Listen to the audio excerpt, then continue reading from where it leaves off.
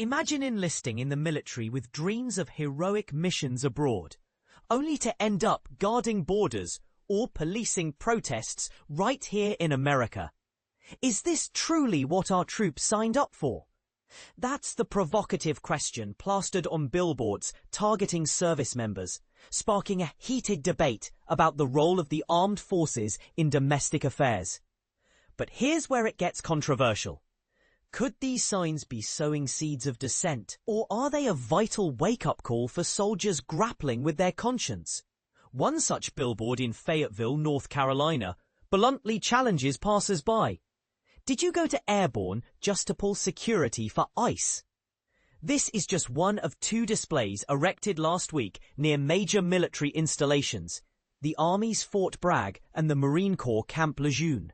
These eye-catching ads are spearheaded by a coalition of veterans and anti-war groups, including About Face, Veterans Against the War, a dedicated organization at aboutfaceveterans.org, and Win Without War, whose mission you can explore at winwithoutwar.org. Their goal? To connect with troops who might be questioning the legitimacy of assignments under the Trump administration, which has increasingly leaned on the military for tasks like immigration enforcement and law enforcement support. The billboards point viewers to a secure website called Not What You Signed Up For, available at notwhatyousigunnedupfor.org, where active duty personnel can find encrypted email and messaging options. There they can tap into resources from experts, including links to the GI Rights Hotline and the National Lawyers Guild's Military Law Task Force. This setup allows soldiers to seek confidential advice without fear of repercussions. Harrison Mann, Associate Director for Policy and Campaigns at Win Without War, shared his insights in an interview.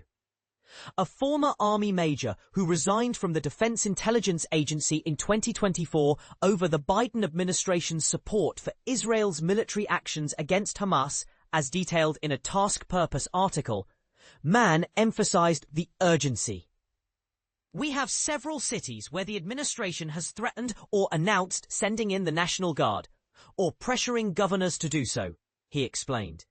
Our aim is to ensure those troops are fully aware of their rights and the choices available to them. So far, the groups have funded 3 billboards. The one at Fort Bragg is strategically placed along Bragg Boulevard and the All-American Freeway, routes that most base personnel use to enter through the main gate.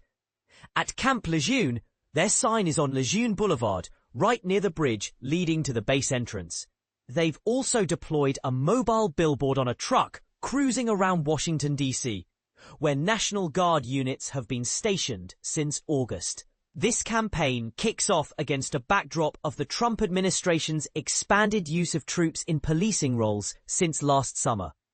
Unlike routine disaster response missions, these deployments have faced widespread pushback from local officials and residents. For instance, in June, 700 Marines and 4,000 National Guardsmen were sent to Los Angeles to secure federal buildings amid protests, covered in Task Purpose, and over 2,000 Guardsmen from 7 states remain in Washington, D.C., as reported in another Task Purpose piece.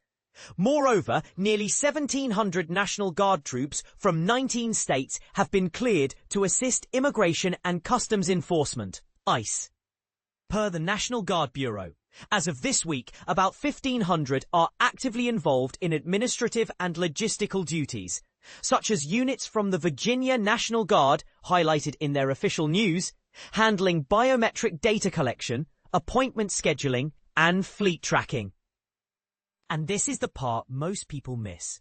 These billboards emerge amid rising worries from progressive veteran organizations and military legal specialists that soldiers might soon face commands conflicting with their personal ethics, or potentially ruled unlawful in future courts-martial under shifting political leadership. It's a reminder that military service isn't just about following orders. It's about navigating the grey areas of duty and morality. One expert troops can connect with is lawyer James M. Branham, whose legal services are outlined at jamebranham.com. He notes that many junior service members are voicing This isn't what I enlisted for. Meanwhile, more seasoned troops are often lying low, hoping to avoid trouble. Brainham anticipates more inquiries from unhappy guardsmen, but he's already advising active duty personnel who are reading the tea leaves and fretting about upcoming changes. Brittany Ramos de Barros, organizing director for About Face, Veterans Against the War, draws from her own experiences to fuel this initiative. I was deeply influenced by the military's culture that convinces you dissent makes you an outlier with no options, she shared. But you're not alone. There are supporters ready to help. De Barros enlisted in the army via a Reserve Officers Training Corps scholarship and served in Afghanistan in 2012. There, she became disillusioned with the disconnect between the military's proclaimed objectives and the harsh realities, including civilian impacts. As a captain in the reserves, she spoke out about the war and casualties, leading to court-martial threats and eventual discharge.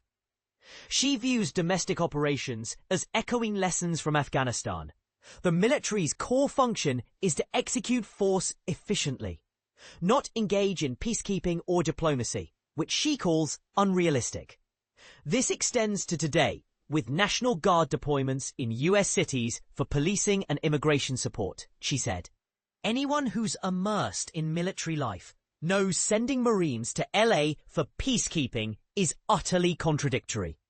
For man, whose 13-year army stint never prompted questions about order legality, the politicization of these missions, as critiqued by generals in Task Purpose, has changed everything. He and fellow veterans are pushing for troops to know their rights early. I don't want the first time a soldier or Marine ponders disobeying an unlawful command to be amid chaos in Baltimore or Memphis, he warned. We need to spark that dialogue now, within the ranks and beyond, to highlight these risks.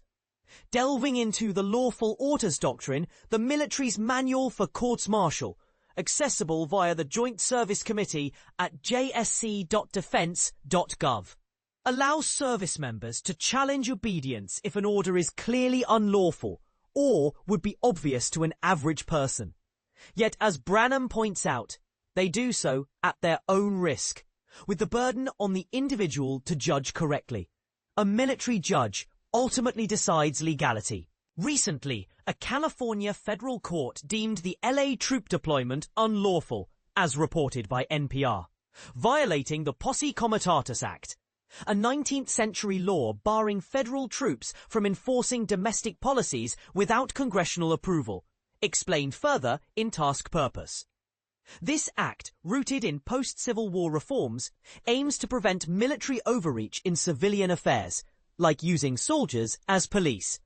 The Pentagon's press secretary, Kingsley Wilson, responded to Task Purpose about the Billboards, dismissing Win Without War as not a true veterans group, funded by Democratic sources for subpar graphics. He praised the Department of Defense's collaboration with agencies to secure borders and communities. But here's where it gets controversial again. Is it permissible to use billboards to urge troops to question directives?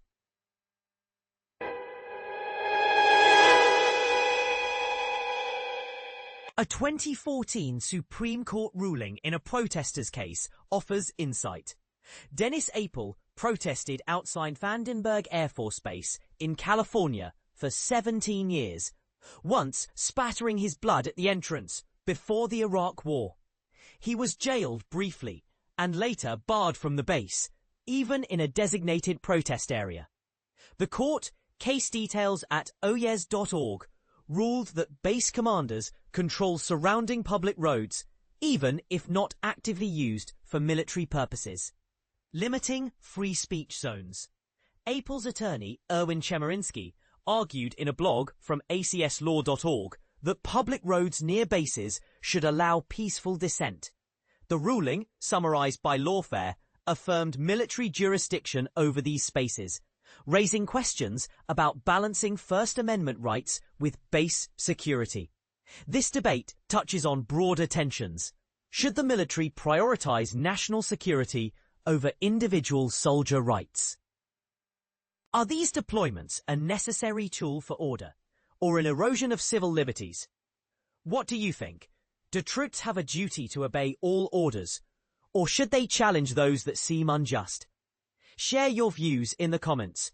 Let's discuss whether this billboard campaign is a hero stand or a risky provocation.